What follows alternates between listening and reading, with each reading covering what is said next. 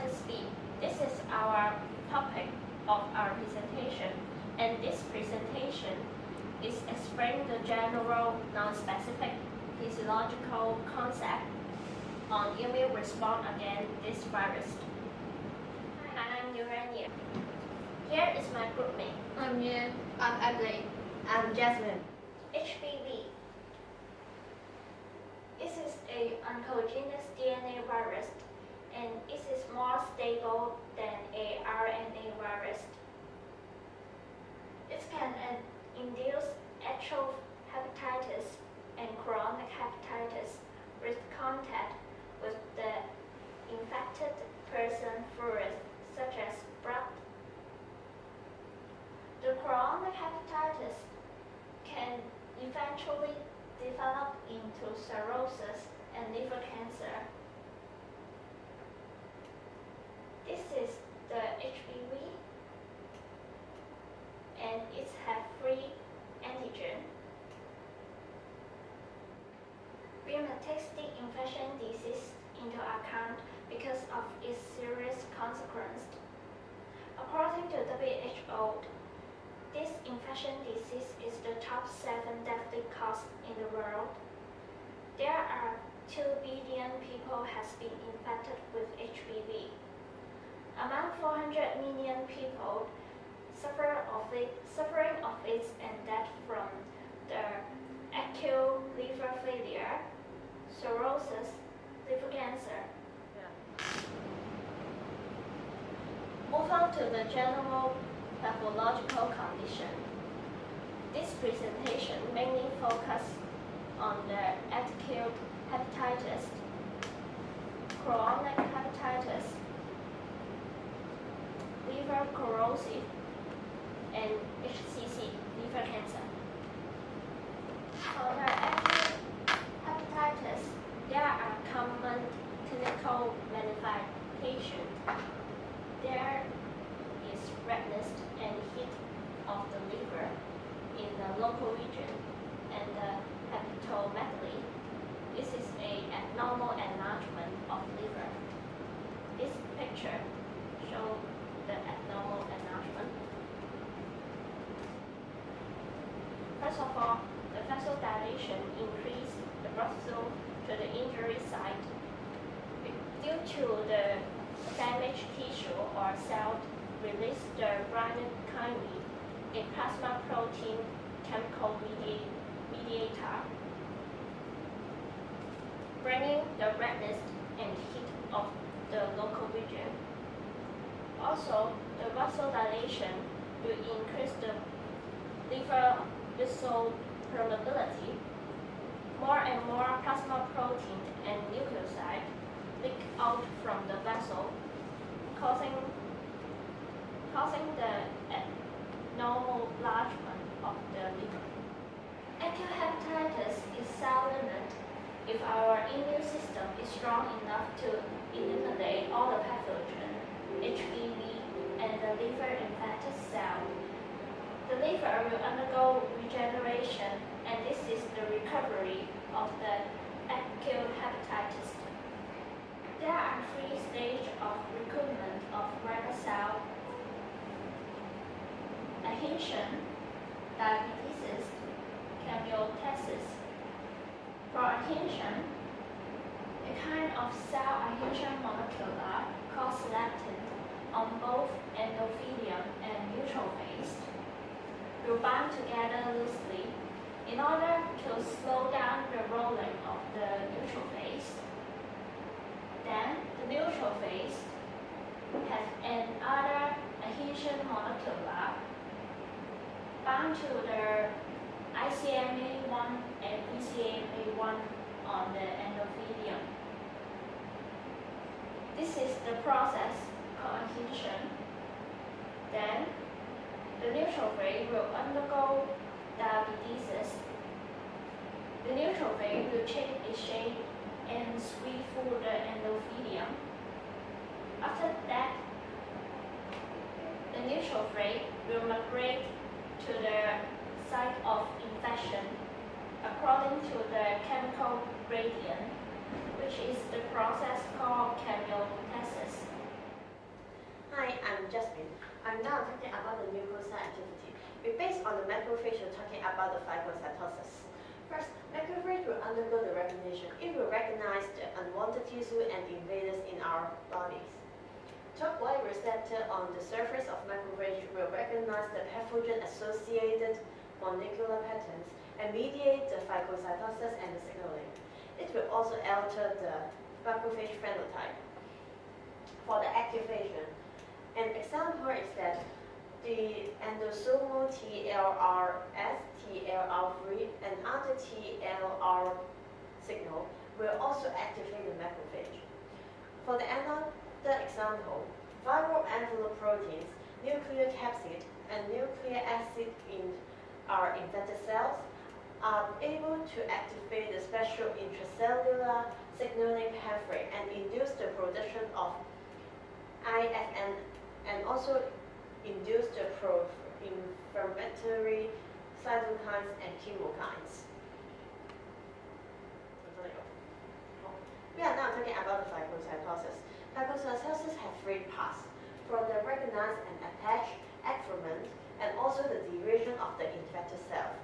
First, for the recognize and attach, pathogen recognition receptor on the cell surface of macrophage will recognize the specific structure and the component of pathogen. For example, HPV has its own nucleic capsid, could activate the TLR2 mediated signaling pathway of the THP1 macrophage and induce the pro-inflammatory cytokines production. For the excrement, here macrophage formation of the vacuole which fuses with the lysosome. Lysosome can help to degrade the infected cell, as you can see here. Here it will have the fulcrum to cover the infected cell, and then the lysosome will close into the same value with the infected cell, and finally, the infected cells will undergo the degradation. Also, the production of mediator enhance the immune response is that it will enhance the innate immune activation of T cell, and macrophage secretes will have oxygen species, nitric oxide, type 1 IFNS, and cytokines and chemokines. It will help to enhance the immune system. It will recruit more and more white blood cells to come to the infected place. Also, it will increase the number of adaptive response genes. It will also enhance the cytotoxic activity to help us to clean the tissue or the infected place. It will also recruit more immune cells of the innate and adaptive immune system, such as natural killer cell, disease, and the T lymphocyte, and other T cell like T helper cell. Chronic HBV with continuous cell death and liver regeneration. For morphological features of chronic HBV, the extensive mononuclear cell infiltration is strongly correlated with the liver damage, and macrophage infiltrating monocytes, lymphocytes, and plasma cells take part in the development of liver damage and also attempt at the repair with fibrosis. This picture shows the condition of severe chronic hepatitis, and you can see the hepatocyte destruction here. And it changed to glass hepatocyte, which have eosinophilic granular glass and glassy cytoplasm. Macrophage is the cell help to eliminate injurious agent, but also responsible for the tissue injury in the chronic inflammation. And the Cooper cell is located in the liver for the chronic viral hepatitis B, and it have the following function. And it phagocytes the bacteria in the liver, secrete the mediator for further inflammation, and also activate tissue repair and involve in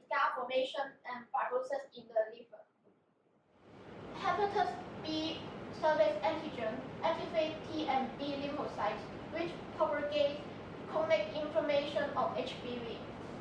For T lymphocytes, helper T cell CD4+ and CD8+ promote inflammation and affect the nature of the inflammatory reaction.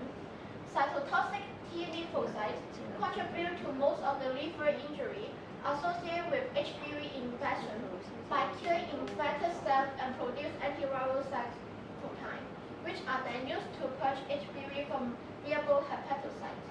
For B lymphocytes and plasma cells, they produce antibody and often appear when the persistent hepatitis B surface antigen in the inflammatory site. And the chronic liver inflammation will further lead to the liver cirrhosis and further progress to the hepatocellular carcinoma. Chronic hepatitis B is a long-term stimulus to the liver, so the liver keeps inflamming and the tissue will be removed by the macrophages. So the macrophages will trigger the scar formation. And about the inflammation, it is the injury in the cell and the ECM, so the further repairment will without the ECM. So the repair will also by the scar formation. And about the scar formation, it is the cell proliferation without ECM, and it will be formed by connective tissues. And it will undergo three steps. First is the angiogenesis, the formation of granulation tissue, and the cell proliferation and the collagen deposition, which means the scar formation. And it will cause the cirrhosis in the liver because the tensile strength of liver will be lower in the wound heal area. It is persistent for life. So it is the main cause of the cirrhosis of the liver. And about the further developed disease, and it is the neoplasm. And it can be induced by the cirrhosis and HAPI itself, because HAPI is an oncogenic DNA virus. So it will integrate in host genome and produce the X protein to play a regulatory role in the HCC development. And about the cirrhosis, because the tissue was repaired by the scar, the liver cannot function well, and it will further also develop HCC. Prevention of HBV. You can take the HBV vaccine, especially for high-risk group and all newborn infants. It's because it's a DNA virus, so it can prevent through the vaccination. Any open spore, cuts, or aspirations should be covered with waterproof dressing. All donated blood and organs are screened for evidence of hepatitis B infection. Practice stable sex. Use condom consistently and correctly. Injecting drug users should never share injecting equipment. If required to handle blood or body fluid, the routine use of standard precaution will reduce the risk of transmission of hepatitis B virus. And about the treatments, there are 3 types of antiviral drugs, and they are the first-line agent to treat the HBV, and also the main treatment for the HBV. And for the chronic liver failure patients, we recommend them to receive liver transplant for them to recovery. And they also need to receive the immunosuppressant drugs for the rest of their life. This is our multiple choice question.